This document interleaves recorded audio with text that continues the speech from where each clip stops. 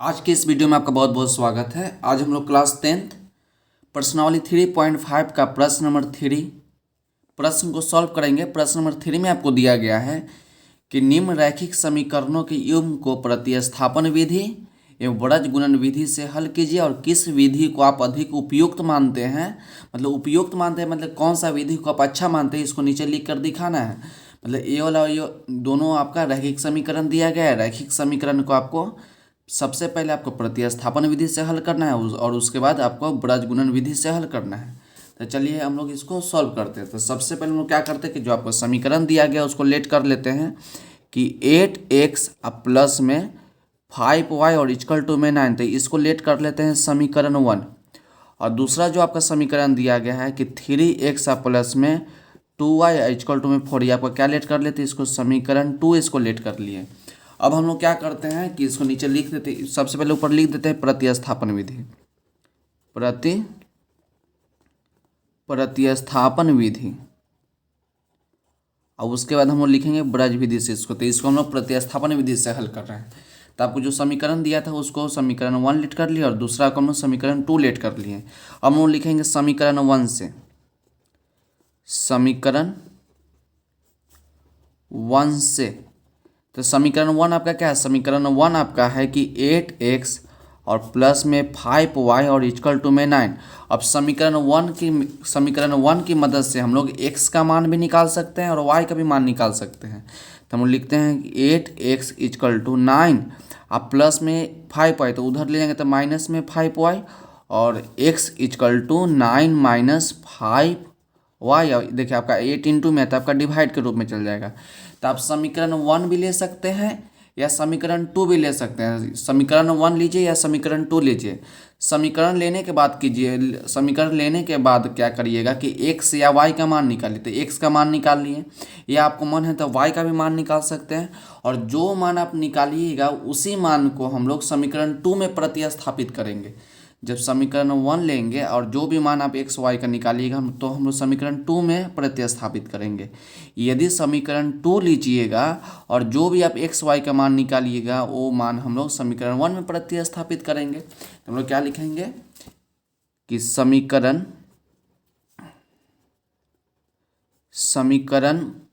1 लिए हैं तो 2 लिखेंगे, समीकरण 2 में x लिखे तो x का मान निकला है, तो समीकरण 2 में x का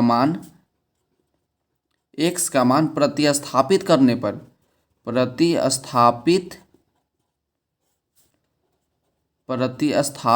पर ये लाइन आपको जरूर लिखना है क्योंकि हम लोग प्रतिस्थापन विधि से बना रहे हैं, इसलिए हम लोग लिखेंगे कि समीकरण 2 में x का मान प्रतिस्थापित करने पर। तो चलिए समीकरण आपका क्या है, समीकरण 2 आपका क्या है, समीकरण 2 आपका है जो कि 3x, देखिए ऊपर बनाते हैं कि 3x प्लस में 2y इक्वल टू में 4, ये आपका समीकरण 2। तो x का मान हम लोग इतना पुट करेंगे, तो पुट कीजिए, put x equal to 9 minus 5y, बटा में कितना हो जाएगा, बटा में आपका 8 हो जाएगा। तो देखिए 3 और x के ऊपर आपका हो जाएगा कि 9 माइनस 5y और नीचे आपका 8 हो गया। और उसके बाद क्या है प्लस में 2y, तो प्लस में 2y, इसके नीचे कुछ नहीं तो 1 इक्वल टू में क्या लिखिएगा 4 लिखिएगा। उसके बाद क्या करते हैं हम लोग कि 8 और 1 का एलसीएम ले लेंगे तो 8 हो जाएगा, 8 लिखिए। उसका क्या करते हैं कि ऊपर से ऊपर मल्टीप्लाई, तो 3 में 9 से करेंगे तो आपका 27 माइनस 3 को 5y से करेंगे तो 15y, और प्लस 1 के टेबल में 8 बार में, तो 8 से ऊपर मल्टीप्लाई करेंगे तो आपका 16y हो जाएगा इक्वल टू में 4। इसके नीचे कुछ नहीं तो 1, तो उसका क्या करता है कि 27, देखिए माइनस में 15y और प्लस में 16y, तो जब इसको घटाइएगा तो प्लस में y आ जाएगा और नीचे क्या है, नीचे आपका 8 इक्वल टू 4/1। तो आप क्रॉस गुना कर दीजिए तो 27 प्लस y और इक्वल टू क्या लिखिएगा, 4 में 8 से गुना कीजिएगा तो आपका 32 आ जाएगा। तो y इक्वल टू 32, अब प्लस में 27 तो उधर ले जाते माइनस में 27, माइनस में आपका 27 हो गया, तो इसको घटा दीजिए तो y इक्वल टू, अब 32 में से माइनस कीजिएगा 27 तो आपका आ जाएगा 5। अब देखिए हम लोग y का मान निकाल लिए, अब हमको x का मान निकालना है। तो x का मान कितना आया था कि 9 माइनस 5y बटा में 8, तो इसको लेट कर लेते हैं हम लोग समीकरण 3। तो हम लिखेंगे कि y का मान समीकरण 3 में रखने पर, तो लिखेंगे कि समीकरण 3 में y का मान रखने पर। तो समीकरण 3 आपका क्या था? समीकरण 3 आपका हो गया कि x is equal to 9 minus 5y, या बटा में क्या है? बटा में आपका 8 है। तो x इजकल टू 9 माइनस 5 और y का मान कितना? y का मान आपका 5, तो 5 लिखिए और बटा में आपका 8 हो गया। उसका क्या करते हैं कि x इजकल टू 9, 9 माइनस 5 को 5 से मल्टीप्लाई कीजिएगा तो 25 और बटा में आपका 8। तो x इजकल टू जब इसको घटाएगा तो माइनस में आपका 16 आ जाएगा। नीचे आपका क्या है? नीचे आपका 8 है। तो x इजकल टू जब इसको कट कीजिएगा तो आपका हो जाएगा तो -2। तो आपका कितना क्या देख रहे हैं कि x का मान आपका -2 आ गया और y का मान आपका कितना आ गया? y का मान आपका 5 आ गया। तो हम लोग इसको प्रतिस्थापन विधि से क्या कर लिए? इसको हम लोग प्रतिस्थापन विधि से सॉल्व कर लिए। अब हमको यही समीकरण को जो आपका समीकरण दिया गया है, इस समीकरण को हम लोग ब्रज गुणनखंड विधि से इसको हल करेंगे। तो हम लोग लिखते हैं इसके बाद उसका क्या लिखिएगा? लिखिए ब्रज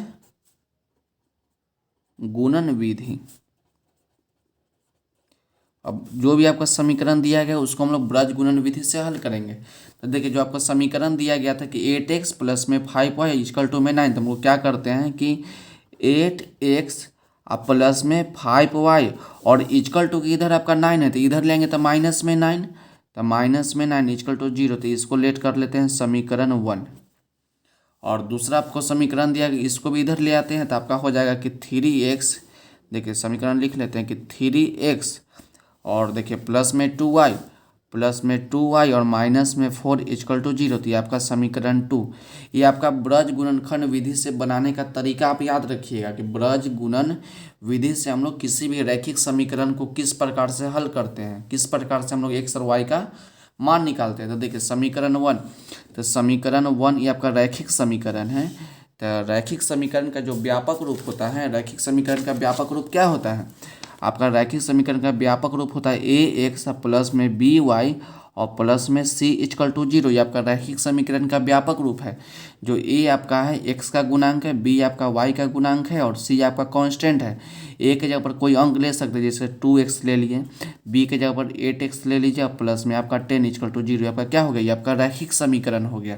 तो इसमें और इसमें तो अंतर हो सकता है, लेकिन हमको x और y में क्या होगा? कोई चेंज नहीं होगा, केवल इसके गुणांक में अंतर होगा। ठीक, तो आपका समीकरण 1 और समीकरण 2। तो समीकरण 1 में बात करें x का गुणांक कितना है? 8 है, तो इसका a1 ले लेते हैं कि आपका a1 8 हो गया और y का गुणांक आपका b1 ले लेते हैं 5 और ये आपका c1, तो c1 आपका माइनस में 9। और उसी प्रकार समीकरण 2 में चलेंगे तो देखिए मान को दिखाने के लिए हम लोग a1 a2 लेते हैं केवल, क्योंकि गुणांक तो x का गुणांक हमेशा एक जैसा नहीं रहेगा, हर समय अलग अलग रहेगा। तो वही अलग अलग को दिखाने के लिए हम लोग a1 a2 b1 b2 और c1 c2 लेकर दिखाते हैं। देखिए अब समीकरण 2 में चलिएगा तो x का गुणांक आपका 3 है और y का गुणांक आपका कितना है? y का गुणांक आपका 2 और c2 का मान आपका -4 हो गया। तो हम लोग a1 b1 c1 a2 b2 c2 का मान निकाल लिए। अब इसको ब्रज गुणनखंड विधि से बनाने का एक फार्मूला होता है जो आपको याद रखना होगा, फार्मूला। तो फार्मूला आप अभी याद कर लीजिए और आपको हम याद भी करवा देते हैं। सबसे पहले क्या कीजिएगा कि x लिखिएगा, इस प्रकार से लाइन खींच दीजिएगा, उसका लिखिएगा y लिखिएगा और इस प्रकार से लाइन खींच दीजिएगा, उसका लिखिएगा 1 और नीचे ऐसे खींच दीजिएगा। ठीक, उसका बाद क्या कीजिएगा कि bc लिखिएगा, bc माइनस bc, उसका लिखिएगा ca, उसका लिखिएगा ab।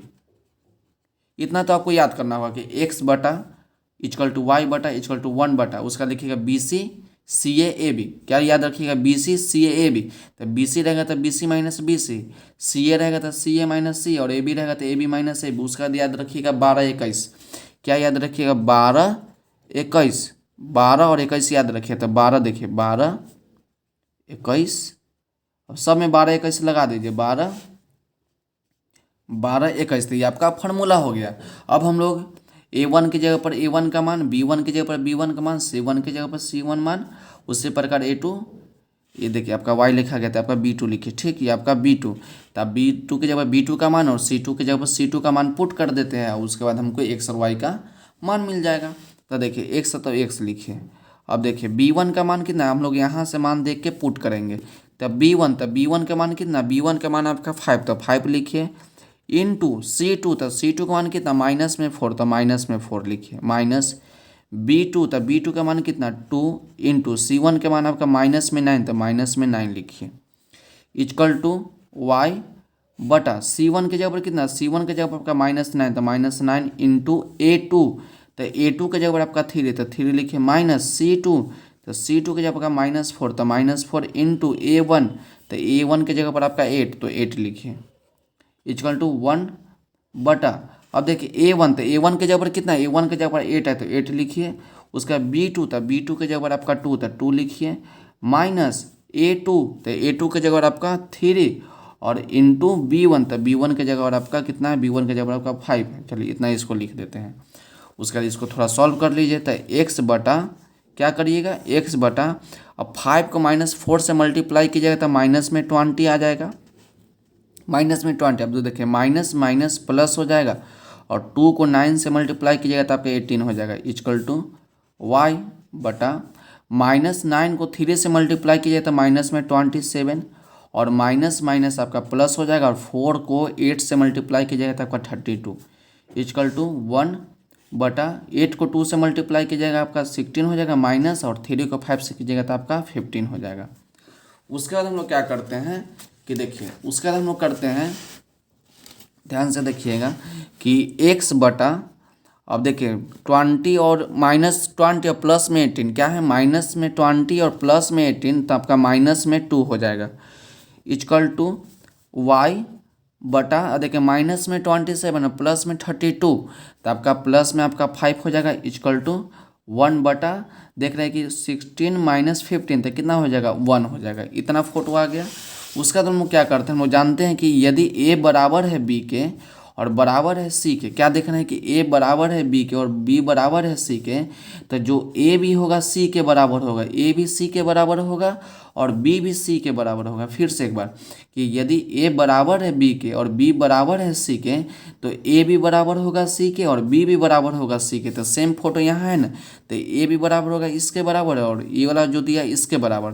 तो x equal to -2 equal to 1 बटा 1, और एक बार इतना बराबर ही, तो y बटा 5 और 1 इक्वल टू 1। अब इसमें क्रॉस गुना कीजिए, तो x इक्वल टू -2 को 1 से मल्टीप्लाई किया जाए तो -2, और इसको कीजिए तो y इक्वल टू 5। तो हम लोग क्या देख रहे हैं कि x का मान आपका -2 और y का मान आपका 5 हो गया। तो हम लोग क्या देख रहे हैं कि हम लोग देख रहे हैं कि जब इसको प्रतिस्थापन विधि से हल किए थे, जब इसको प्रतिस्थापन विधि से हल किए थे फिर भी x का मान आपका -2 आ गया था और y का मान 5 आ गया था।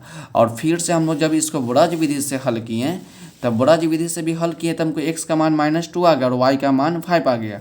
तो इससे निष्कर्ष क्या निकलता है कि कोई भी आपको रैखिक समीकरण दिया गया है, कोई भी आपका रैखिक समीकरण दिया गया है और किसी भी विधि से बनाइएगा तो x और y का मान क्या आएगा, हमेशा समान होगा। हमेशा याद रखिएगा, किसी भी विधि से बनाइएगा तो जो x और y का मान होगा वो आपका समान होगा। तो और लास्ट में आपसे पूछा था कि किस विधि को आप अधिक उपयुक्त मानते हैं, तो आपको जो विधि आपको अच्छा लगा, आपको प्रतिस्थापन विधि अच्छा लगा, प्रतिस्थापन विधि लिखिए।